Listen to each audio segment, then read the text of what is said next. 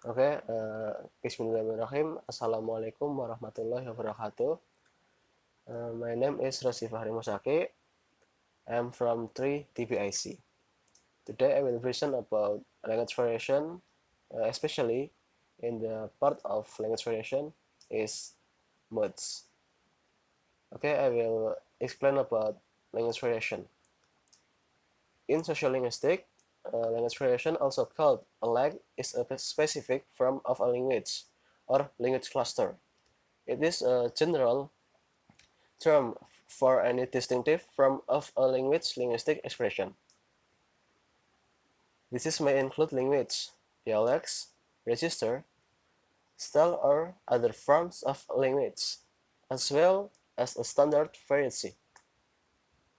Okay, let's go to the material. Modes. Modes is the function of the text in the event, including both of the channel taken by language, spoken or written, extemporaneous or prepared, and its genre, rhetorical modes as a narrative, didactic, persuasive, poetic communion, and act. The tenor refers to the type of role interaction, the set of relevant social relation, image, writing, layout, speech, and moving. Images are all examples of different kinds of modes. Writers choose their modes depending on the way they would like to communicate a message to a reader. A mode, quite simply, is a means of communicating. According to the New London Group, there are 5 modes of communication: visual, linguistic, spatial, oral, and gestural.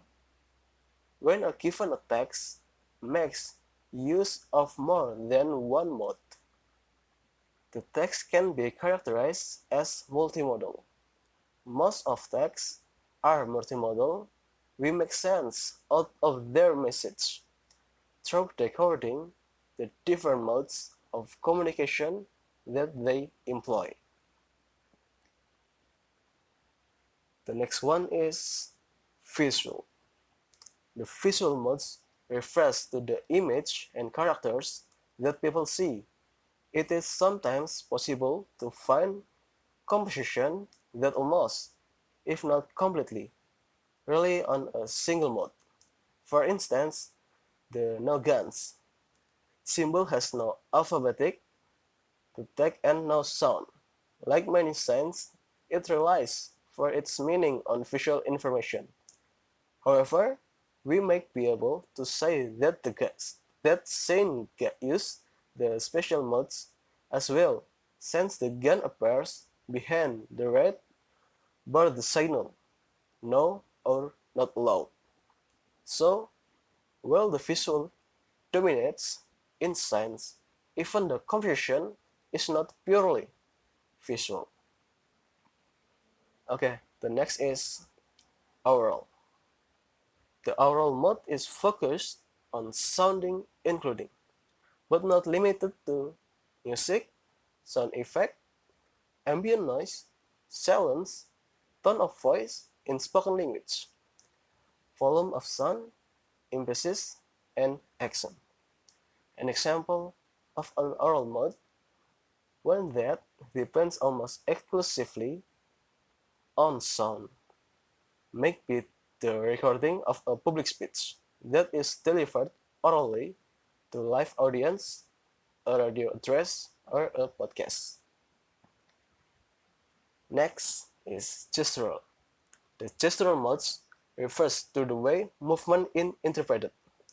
Facial expression, hand gesture, body language, and interaction between people are all gestures modes. This has always been important in face-to-face conversation and in the theater, but it has become more apparent on the web lately with the wide use of YouTube and other video players. The gestural, the gestural modes works with linguistic, visual, oral, and sometimes even special modes in order to create more details and communicate better to the reader and consumer of the gestural text.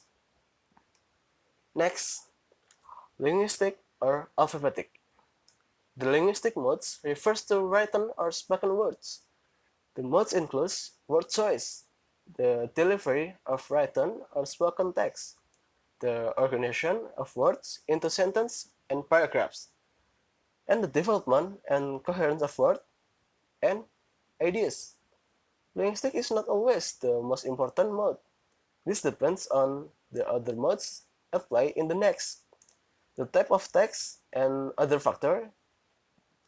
Linguistic is probably the most widely used mode because it can be both read and heard on both paper or audio. The linguistic mode is the best way to express details and lists. Okay, the last part is spatial. The spatial mode, as the name implies, refers to the arrangement of elements in space.